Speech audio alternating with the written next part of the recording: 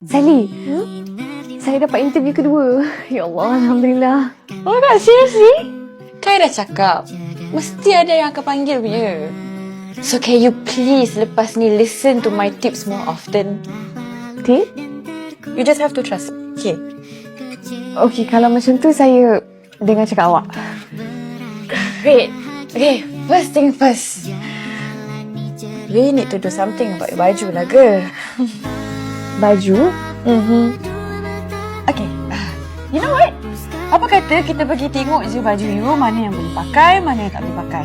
Kalau tak ada, kita pergi shopping je, senang. Right? Okay, macam ni je. Kenapa?